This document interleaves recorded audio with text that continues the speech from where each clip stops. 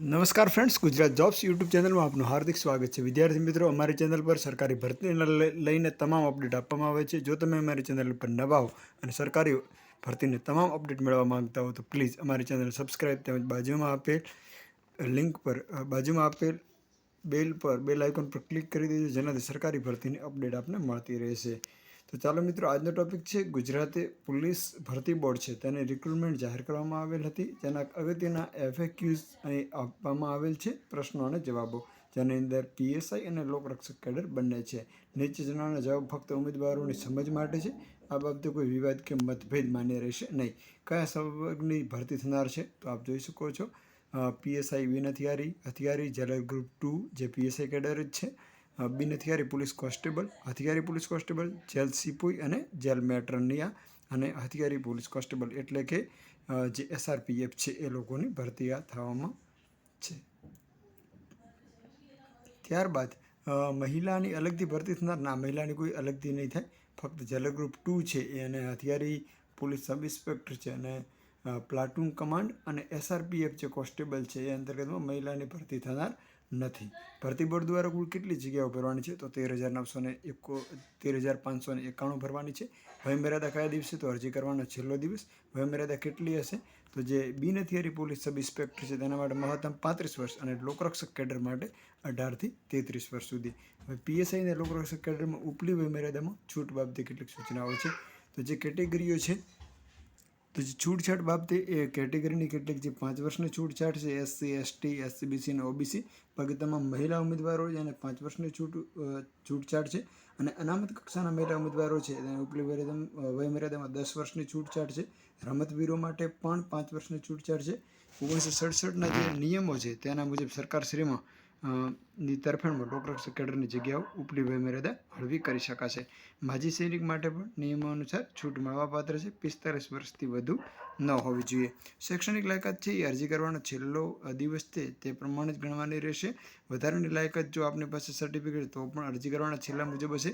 હવે વધારા માટે આપની પાસે NCCનું C સર્ટિફિકેટ હોય તો વધારાના 2 ગુણ મળશે. અથવા રક્ષા શક્તિ યુનિવર્સિટીની અંદરથી આપણે ગ્રેજ્યુએશન અથવા નેશનલ ફોરેન્સિક સાયન્સ યુનિવર્સિટી તરીકે જે આગળ ઓળખાતું હતું એ પણ આપેલું છે. એમાં 1 વર્ષ કે 1 વર્ષથી વધુના સમયગાળાની કોઈ આપની પાસે ડિગ્રી હોય તો નીચેના કોષ્ટક પ્રમાણે મળશે. જો 1 વર્ષ હોય તો આપને 3 ગુણ મળશે. અહીં પોલીસ અને PSI બંને માટે અલગ અલગ છે. આપણે LRDનું જો આપ જોડે ગ્રેજ્યુએશન કરેલું હોય તો આપને 8 માર્ક્સ મળવાપાત્ર છે અને 4 વર્ષ કરતાં પણ વધારે કરેલું હોય તો આપણે 10 ગુણ મળવાપાત્ર છે. એટલે હવે રક્ષા શક્તિ યુનિવર્સિટીમાંથી જો કરેલું હોય અને પોલીસ કોન્સ્ટેબલ PSI બનવું તેમના માટે આ એક સારું ગણી શકાય. કઈ રમતમાં વધારાના ગુણ મળે છે તો અહીં કેટલીક રમતો આપેલી છે. જે રમતો ટોટલ 25 રમત છે તેની અંદર જ વધારાના ગુણ મળે છે. ત્યારબાદ વિધવા મહિલાઓને અગ્રતા આપવામાં આવશે. પોલીસની જે મુખ્ય પરીક્ષા અને લોકરક્ષકની જે લેખિત પરીક્ષા એમાં 5% ઉમેરીને આપવામાં આવશે. તેઓ નિમણૂક વખતે પુનઃલગ્ન કરેલા હોવા ન જોઈએ નિમણૂક વખતે. ત્યારબાદ મહિલાઓને કઈ જગ્યાઓ માટે અરજી કરી શકાશે તો કરી શકશે તો મહિલાઓ જેલર ગ્રુપ 2 અત્યારે પોલીસ પ્લાટૂન SRP આના સિવાયની તમામ જગ્યાઓ માટે અરજી કરી શકશે. માજી સૈનિક તરીકે કોણ તો આર્મી, નેવી, એરફોર્સમાં નિવૃત્ત થયેલા હોય અથવા અરજી કરવાની છેલ્લી તારીખથી 1 વર્ષની અંદર નિવૃત્ત થનાર હોય તો તેઓ લોકો અહીં અરજી કરી શકશે. શારીરિક અપંગતા માટે કેટલી જગ્યાઓ અનામત છે તો આ ભરતીમાં કોઈ જગ્યા અનામત નથી. CCC સર્ટિફિકેટ ન હોય તો અરજી કરી શકાય. તો જે ભરતીના નિયમો અનુસાર આપને કોમ્પ્યુટર એપ્લિકેશન બેઝિક નોલેજ આપ ધરાવતા હોવા જોઈએ. SCBC માટે ક્રિમિનલ સર્ટિફિકેટ, EWમાં પણ સર્ટિફિકેટ જણાવ્યા અનુસાર આપને મેળવવાનું રહેશે.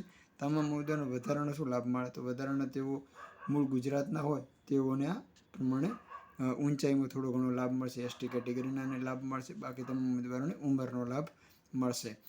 અરજી 23/12/2025 સુધી આપ કરી શકો છો. ફી કેટલી છે તો PSI માટેની ₹100 અને લોકરક્ષક માટેના ₹100 અને બેંક સર્વિસ ચાર્જ આપને અલગથી ભરવાના રહેશે. અને જો બંનેમાં કરો છો તો આપણે ₹200 તથા બેંક સર્વિસ ચાર્જ. આપણે માત્ર ઓનલાઈન અરજી કરવાની છે. ફી આપ 26/12 સુધી તમામ લિંક આપેલી છે તેના પરથી વધારે અપડેટ પરિપત્રો ઠરાવો બધું મોકલી શકો છો. હવે જે ઊંચાઈની છાતી છે એ મૂળ ગુજરાતના અનુસૂચિત જનજાતિ છે એમના માટે 62 અને ફુલાવા વગરની છાતી 79 અને ફુલાવેલી 84.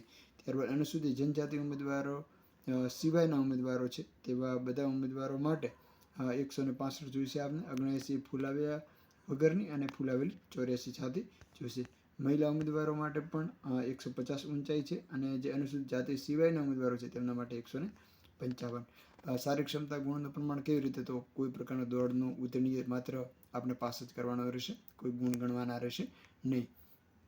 માપણી કરવામાં આવશે શારીરિક ક્ષમતા કસોટી દરમિયાન. આ નિયમ મુજબ જાહેરાતમાં જણાવ્યા પ્રમાણે માપણી કરવામાં આવશે.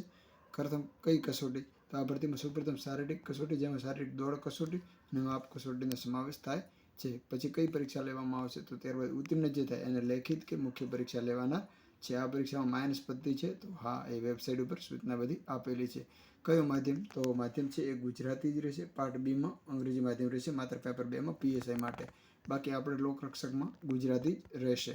હવે PSIનો અહીં સિલેબસ આપેલો છે, સંપૂર્ણ સિલેબસ આપેલો છે, જેની અંદર પેપર 1 છે, પેપર 2 છે, પેપર 2. ત્યારબાદ લોકરક્ષક માટેનો સિલેબસ છે, જેની અંદર આપણે 80 માર્ક્સ અને 80 MCQ, 40% મિનિમમ ક્વોલિફાઈડ લાવવા જ પડશે. નેગેટિવમાં 0.25 છે, જેની અંદર બધું ગણિત જ કહી શકાય. ત્યારબાદ 120નો છે એ જનરલ હશે, જનરલ નોલેજનો પાર્ટ. એની અંદર પણ આપણે 40% માર્ક્સ મિનિમમ લાવવા પડે, જે કોપી પેસ્ટ છે. આગળ જે તો કોઈ ભૂલો સુધારવા માટે તો શૈક્ષણિક લાયકાત બીજો કોઈ તફાવત પડશે તો બોર્ડનો નિર્ણય આખરી રહેશે. મૌખિક ઇન્ટરવ્યૂ રાખેલ છે તો ના, ઓનલાઈન ફીસ ભરવાની રહેશે. અહીં જાહેરાતની તમામ વિગતો નથી આપી તો શું કરવું? તો વેબસાઇટ પર આપેલી છે, કોઈ ટેન્શન લેવાની જરૂર નથી. ગ્રાઉન્ડ અને પરીક્ષા કયા મહિનામાં યોજાશે? તો એ તો ભરતી બોર્ડનું વેબસાઇટ આપણે જોવી પડશે. લાસ્ટ સેમમાં હોય તો પણ આમાં ભરી નહીં શકો આપ. પરીક્ષા ઓનલાઈન લેવાની છે, ઓફલાઈન તો ઓફલાઈન જ લેવાની છે. વેઇટિંગ લિસ્ટ આમાં નથી. ધોરણ 12 પાસ, RTI ITI સમસગ્ન. હવે પેલું ટેટુ અને છૂંદણાના બહુ પ્રશ્નો હોય તો એ તો હવે મેડિકલ પરીક્ષા પાસ કરવાનું. આંખના નંબર તો મેડિકલ પરીક્ષા, તૂટેલા દાંત તો આપણે મેડિકલ પરીક્ષા પાસ કરવાનું રહેશે. ફોર્મ તો ભરી શકાય. અનામતનો લાભ મેળવી શકે? ના, અન્ય રાજ્યનો હોય જનરલ તરીકે ફોર્મ ભરી શકે છો. અન્ય રાજ્યનો હોય તો જનરલનો ફોર્મ ભરી શકો છો. કન્ફર્મ થઈ જાય તો એડિટ કરી શકાય, પરંતુ અરજી કન્ફર્મ થયા બાદ એડિટ કરી શકાતી નથી. હવે બીજું કોઈ આપણે પ્રશ્ન હોય તો અહીં સરનામું આપેલું છે, એ સરનામા ઉપર તમે કંઈ બી સંપર્ક કરી શકો છો. રૂબરૂ મુલાકાત માટે નીચેના સરનામે કોઈ ખાસ કિસ્સાની અંદર જરૂર જણાય તો આપણે આવી જ સરકારી ભરતીની અપડેટ સાથે ફરી મળતા રહીશું. Thank you so much for watching this video. જય હિન્દ.